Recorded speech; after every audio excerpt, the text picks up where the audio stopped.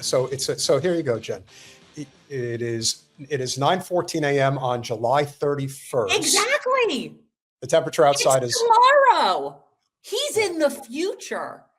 It's almost like he could tell us who's winning the sporty games, right? And then we sort of like Back to the Future, and then we could bet Gray on Sports Almanac. There you go. Yeah, that's for sure.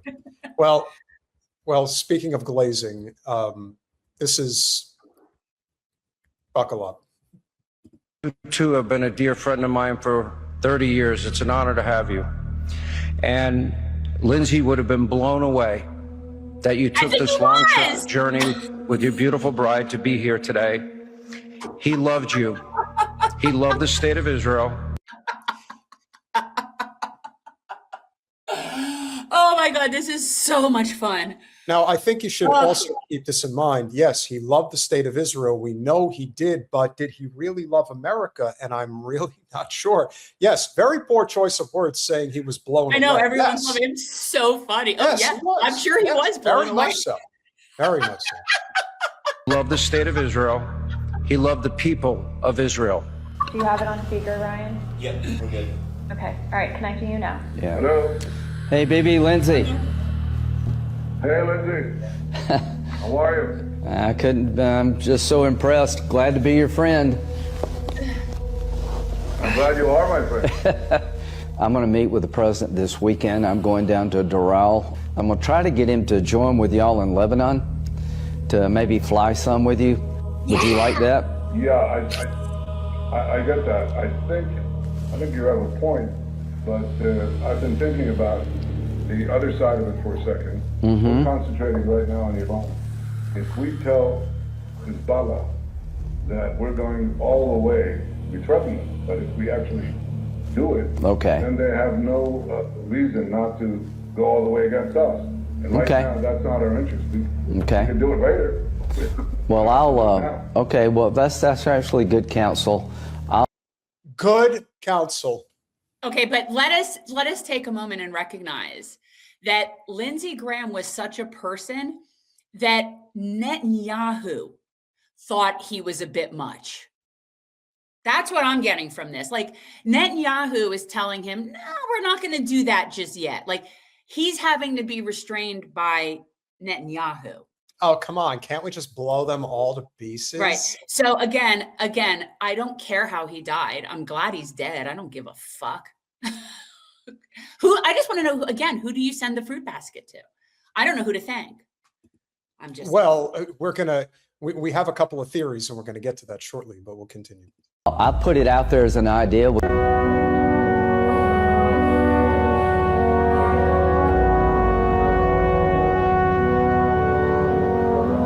know what I say?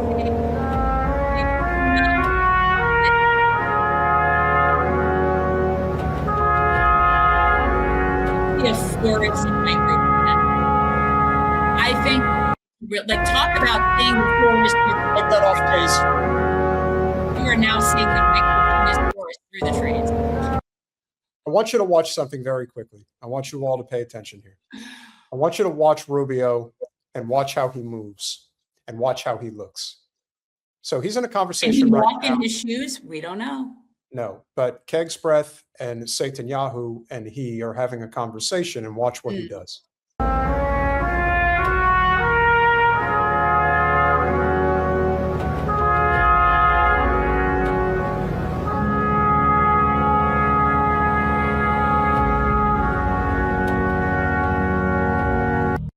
So I don't know what that was about. So he basically does a 360. And the reason, in my opinion, that he was doing a 360 is because they are probably talking about some very nefarious shit, and they're trying to be cognizant of anybody standing in their general vicinity that might actually hear it. I think, oh, that's not good. Maybe. I think they're surrounded by like-minded snakes, so I don't think it would much matter. I see very small people that seemingly identify as men. That's what I see. I don't know what else to think of it, and they're also small. Well, if you want to talk about a triumvirate of people that just absolutely belong together in the cluster that they're in right now, I mean, this is as despicable a group as you could possibly ask for. And, Oh, yeah. you know, this is the thing about the chameleon behavior of, you know, top politicians. Vance is already getting the clue that the pro-Israel lobby is going for Rubio. Like, that's their guy. And so he will shift, you know, shape shift, if you will. And I think that that's what's going to happen.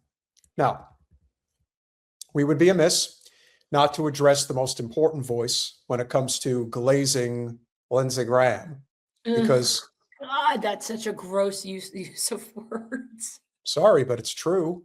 So And gross. so here is the ingenious piece of shit himself telling us why this is something that what we must do in honor of Lindsey Graham.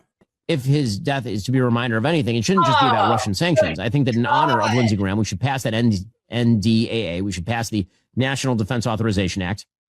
We should radically revise our supply lines. We need to radically increase our production of things like Patriots and THAADs. We need to really network with allies who are fighting on the front lines of civilization, like Ukraine, like Israel. Because again, those people have military tech that we're going to need. In Lindsey's defense, We are finding out new things about how technology works on the battlefield every single day from the war in Ukraine. We found that out in the war in Iran, the war in Gaza. You're such an idiot, Ben. There is no war in Ukraine, according to Russia. I mean, now there is, but it's always just been in action. They're having their asses handed to them. What is he talking about? What is it we are going to need from Ukraine and Ziohel when they are both dependent on us and they're going to cease to exist? Does he? I don't understand. well, he has the balls to suggest that, you know, that Section 219, the merging of the two militaries, Yeah. passing the NDAA. We must do this in honor of Lindsey Graham. Who are you preaching to? Well, yes, we should do the most treasonous, psychopathic thing we could think of doing in honor of Lindsey Graham. That does make sense. Like, those two things do go together. So I'll give him that. Yeah, I think that there's really something to be said for how low somebody can actually sink. And in the case of little Ben Shapiro, there is no question that he can sink all the way under the earth. Maybe he'll be joining Lindsey very soon. I mean, you never know. Here's hoping. And Lindsey Graham knew that. He understood it. And, you know, it's a lesson that I think a lot of people would do well to heed, given the fact that our enemies seem to be flexing their muscle at this point in time. What an amazing video you just watched. Wasn't that amazing? Yeah. Well, you know, Ben's if you think amazed by so, people head on over to flexing. dailywire.com/subscribe to watch. Because he doesn't have any. I don't know what he was referring to. Like, I'm not sure what he thinks happened. No, but there is a theory. There is a theory. And you and I saw something. I don't know that I agree with said theory, but let's Colin, talk about the theory. Yeah. Colin, let me get that image, please. Now, we thought from the very beginning that either Russia or Ukraine was responsible for doing the deed. Well, wait, you mean we thought originally? I'm not sure that they're not. So, yeah. Well, no, what I'm saying is that the most logical explanation, because of his propensity to be the biggest warmonger on the planet, or at least he tries to be anyway. The Ukrainians are sick of him. The Russians are sick of him. But apparently, that's not what Putin thinks. Putin thinks that Israel killed pedophile Senator Lindsey Graham after Russia obtained sensitive compromise. The sudden death of Graham has sparked intense speculation online. Russia captured sickening footage of Graham engaged in heinous acts with minor boys at a notorious Kiev pedophile nightclub. Sounds about right. Well, you know, he's not making those trips frequently unless he's getting some hanky going on. I guess I don't see the link between that and Israel killing him. In fact, pedophiles is Israel's thing. They love them. In fact, they want them to come there. Like, I don't see why they would kill him. Well, the thing about Israel and the reason why they would kill him is that Israel always does assassinations as false flags. They want you to believe that it is being done on behalf of somebody else. So Israel does the deed and then wants you to believe that, for example, Russia did it. So that will intensify the Ukraine war with Russia. I mean, I think this is their thought process. Maybe. I don't know. I'm going to go, like, for me, how I treat everything is it's an Occam's razor situation for me. And I think of all the parties involved who I think would have the biggest reason to hate him and want him dead, other than us, right? Like, I mean, people that want him dead, but also have the means to do that. And to me, I keep coming back to, like, people that are inside Ukraine that are opposed to their country being used as cannon fodder. That's what I think. And could it be Russia? Yeah. Could it be Israel? But that's, again, Israel doesn't kill pedophiles. They generally welcome them and throw parades for them. So that just doesn't make sense to me. Yeah. Colin, can I get that last graphic, please? Yes, Kevin Spacey, a lot of these guys, that's where they go. Tarantino, Brett Ratner, this is where they go because they are safe, they are welcome, and they probably get opportunities to do what they want there. This is from Reza Pahlavi, a person who supposedly is going to be the installed puppet president. Wait, am I Iraq. reading this correct?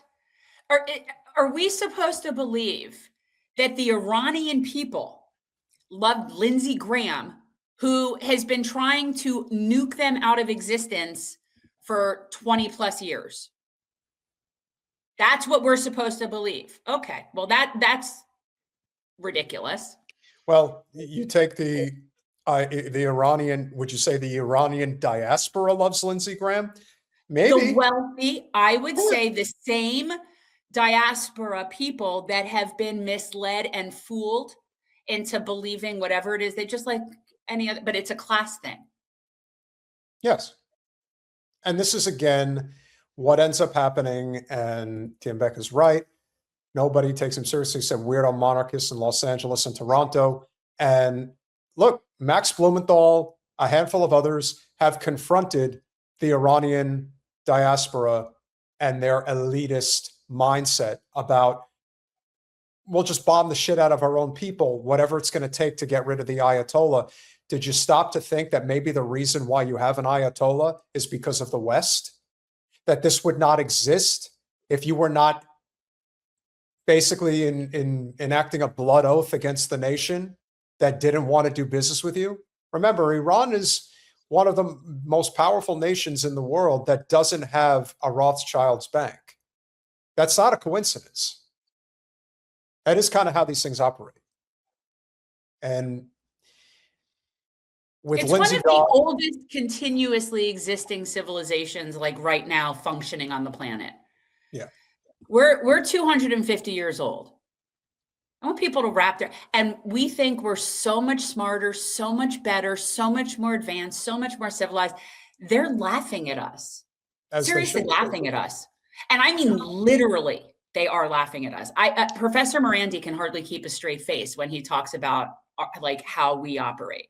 And Tal, could we just be very clear here? The only person who approached Patrick Bett, Star of David, to be installed as the new Shah is Patrick Bett, Star of David.